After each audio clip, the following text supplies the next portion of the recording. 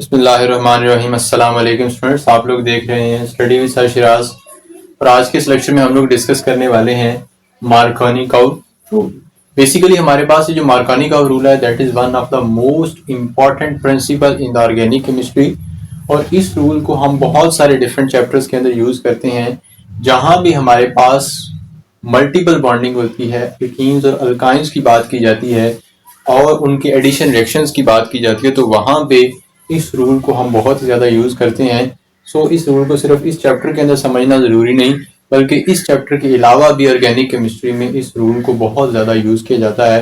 सो पहले हम उसको डिफाइन करेंगे और दैन एक एग्जाम्पल के साथ मैं आप लोगों को इसको कॉन्सेप्ट को समझाऊंगा। सबसे पहले स्टार्ट करते हैं इसकी डेफिनेशन के बारे में। अगर बात की जाए, in the addition of unsymmetrical reagent to an unsymmetrical alkene, the negative part of adding reagent attaches to double bond carbon with less number of hydrogen. Basically हमारे पास ये रूल क्या कहता है कि जब आपके पास एक अनसिमेट्रिकल अल्कीन हो और आपने उसमें अनसिमेट्रिकल रिएजेंट को ऐड करना हो। अब दो चीजें आगे, सबसे पहले ये कि अनसिमेट्रिकल का मतलब क्या होता है। सिमेट्री का मतलब होता है दो साइड्स का एक जैसा होना, ठीक है। अगर हम अल्कीन की बात करते हैं तो डबल बॉन्ड के अगर दोनों तरफ एक ही जैसे ग्रुप्स मौजूद हो या एक ही जैसा स्ट्रक्चर हो तो उसे कहते हैं सिमेट्रिकल अल्कीन। जैसे मैं एग्जांपल के साथ शो करता हूं यहाँ पे। अगर यहाँ पे हम ये डिस्कस करते हैं ये वाला एक अल्कीन, अब इसमें ये डबल बॉन्ड है, ये कार्बन और ये कार्बन आपस में डबल बॉन्ड के साथ जुड़े हैं और इस कार्बन के साथ भी दो हाइड्रोजन लगे हैं, इसके साथ भी दो हाइड्रोजन लगे हैं, तो ये हो गया एक सिमेट्रिकल अल्कीन, ठीक है। इसके अलावा कोई एग्जांपल शो करते हैं। अगर इस एग्जांपल को देखा जाए तो ये भी सिमेट्रिकल है। क्यों? इसमें ये दोनों जो कार्बन है तो हर एक कार्बन के साथ एक एक हाइड्रोजन है और एक एक मिथाइल ग्रुप है। ये रूल इस तरह की एल्कीन्स के ऊपर एप्लीकेबल नहीं है जो कि सिमेट्रिकल होती है, ये उनके ऊपर एप्लीकेबल है जो अनसिमेट्रिकल होते हैं। और अनसिमेट्रिकल क्या है, यहाँ पे देखते हैं, ये वाले एग्जाम्पल को देखिए। अब इसमें अगर देखा जाए तो ये दो डबल बॉन्ड कार्बन है, इस कार्बन के साथ दो हाइड्रोजन लगे हैं लेकिन इसके साथ एक हाइड्रोजन लगा और दूसरा मिथाइल।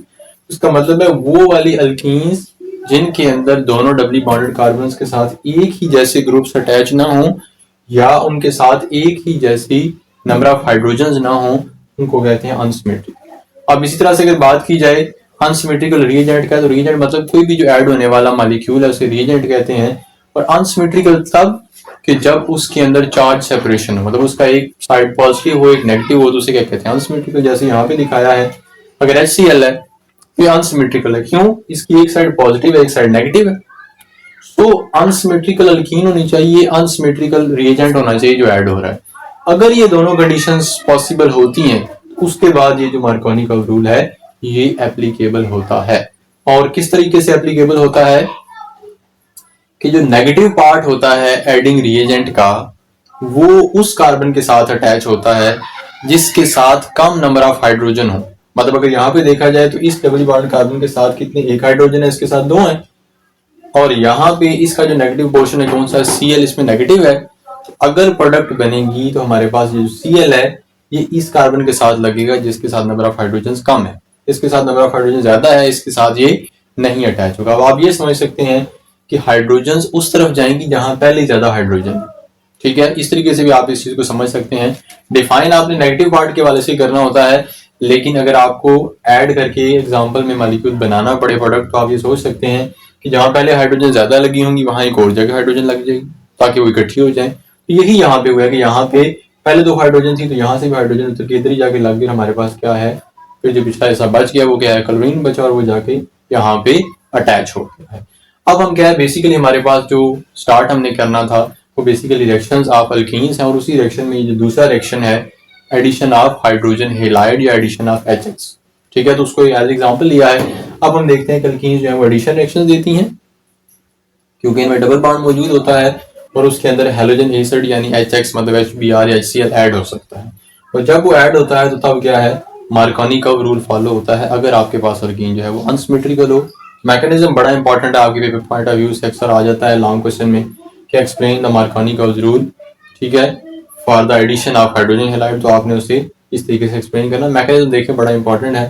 हमारे पास क्या डबल बॉन्ड मौजूद है, वहां से इलेक्ट्रॉन्स अटैक करेंगे इस हाइड्रोजन हेलाइड के ऊपर। क्योंकि इसमें ये पोर्शन पॉजिटिव है ये नेगेटिव है, तो जो इलेक्ट्रॉन्स हैं वो पॉजिटिव वाले पोर्शन के ऊपर अटैक करेंगे और यहाँ से हाइड्रोजन जो है वो डबली बॉन्डेड कार्बन की ओर शिफ्ट होगी। अब इलेक्ट्रॉन ये इन दोनों के थे, लेकिन जब बॉन्ड बनेगा तो चूंकि हाइड्रोजन जो है वो उसी के पास जाएगी जिसके पास पहले ज्यादा हाइड्रोजन हैं, तो ये हाइड्रोजन इसको मिलेगी। अब जब ये हाइड्रोजन इसको मिल जाती है तो इलेक्ट्रॉन्स तो यहाँ पे इन दोनों के थे कार्बन के, लेकिन उसको ले अब इसने लिया है, तो जो पीछे बच जाने वाला कार्बन है उसके ऊपर क्या आएगा, पॉजिटिव चार्ज। यहाँ पे पॉजिटिव चार्ज आ गया। अब पॉजिटिव को खत्म करने के लिए क्या है, क्लोराइड जो बना है हमारे पास आयन, वो क्या है, इसके ऊपर अटैक करेगा, अपने नेगेटिव चार्ज की वजह से इधर आएगा। तो यहाँ पे हमारे पास प्रोडक्ट क्या है, ये बन जाएगी। और ये क्या बना है, बेसिकली हमारे पास अगर हम नोमेनक्लेचर करते हैं, ये बेसिकली ये हमारे पास क्या है, पोजीशन नंबर 2 के ऊपर क्लोरो, तो 2 क्लोरो प्रोपेन। तो इस तरीके से हम साथ में IUPAC नोमेनक्लेचर की भी प्रैक्टिस कर सकते हैं। तो ये था मार्कोनी का रूल के हवाले से। अगर आपको कोई भी क्वेश्चन हो इस लेक्चर के हवाले से तो आप अपने क्वेश्चन को हमारे कमेंट सेक्शन में जाकर पोस्ट कर सकते हैं। मिलते हैं नेक्स्ट वीडियो में, तब तक के लिए अल्लाह हाफिज।